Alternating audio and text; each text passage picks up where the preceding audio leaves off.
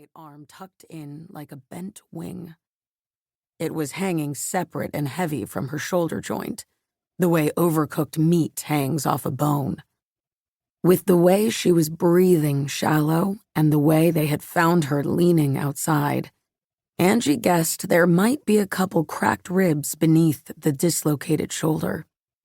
She wasn't going to move her now to check. The girl was hurting bad enough already. Angie continued looking her over, placing gentle hands on the girl's body as she went. Her eyes stopped when they hit the pea blooming on the sofa cushion between Tessa's legs. Tessa's wide, flat stare finally broke when Angie looked up and met her eye after seeing that she'd wet her pants. Tessa's lip turned out, and she started a noiseless cry. Angie got up off her knees quick to sweep her mother's quilt off the family hope chest and wrap it around Tessa before Buck could see what the girl had started crying for. She gently hugged Tessa to her. "You're okay now," she whispered near Tessa's ear. She felt the girl shaking then. She spoke over her shoulder. "Buck, honey, go get us a big bag of ice and a dish towel, wet with cool water. Bring those pills for your back and something to wash them down with." Buck nodded. "Be quick, honey, and don't you let Henry come near that door. Not yet. Understand?" Angie let Henry in after she'd helped the girl into her softest sweatsuit. She cleaned up the girl's face as best she could. She and Henry would take Tessa to the emergency room as soon as the pills kicked in and the girl felt ready to be moved again. She left Henry in the room with Tessa and stood outside the door, talking in hushed tones with Buck. "I think you better go pay Wayne a visit and collect Tessa's things. She's going to be staying with us from now on." Buck nodded. "She wants some leather purse from under her bed awful bad. Don't leave there without it." Buck went to wake their two oldest boys, Gordy and Benny, to bring them along. When he came back downstairs, Angie gave him what little information she'd been able to pull from the girl.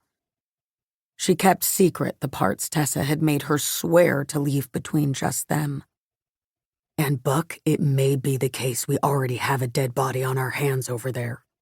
You do what needs doing, but I think it best if we don't make it two." Buck. Wayne's place was a 2-mile straight shot from their ranch as the crow flew. But with the way the dirt roads took them, it was usually about a 15-minute drive. That night, Buck got him and his boys there in 7. Thinking about what Angie had told him made his foot heavy. Buck pounded on the door until he could hear someone coming, and then pounded some more. "Wait a goddamn second," Buck heard Wayne say from inside as he undid the deadbolt. Soon as Wayne opened the door, Buck gave him a solid blow to the stomach, and Wayne crumpled to the ground. After a 10-second count, Wayne sucked in a deep breath and rolled to his side in a fetal position. "What in the hell you do that for?" he said, coughing.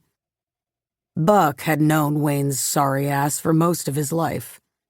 They were both born and raised in Perris. They'd gone to grade school together. Wayne had been a smart and weaselly little fuck back then, too. He was a drunk now, and he got by in life by cheating or leeching off good people. Buck knew the only reason Wayne had let Tessa stick around after her mama split was for the government check he received on account of her being there. Buck hadn't imagined things were great for Tessa living there with Wayne and his dipshit boy, but he didn't think the son of a bitch had it in him to allow the girl to be beat halfway to death like that. Wayne's son had done it this time around, Angie had said, but Wayne had let it happen. And the way Angie had heard it, Wayne had taken a liking to roughing Tessa up in the years since her mama left. Tessa had just never told no one about it. Wayne was smart enough not to get himself caught by taking it too far, the way his son had. Buck wished Tessa would have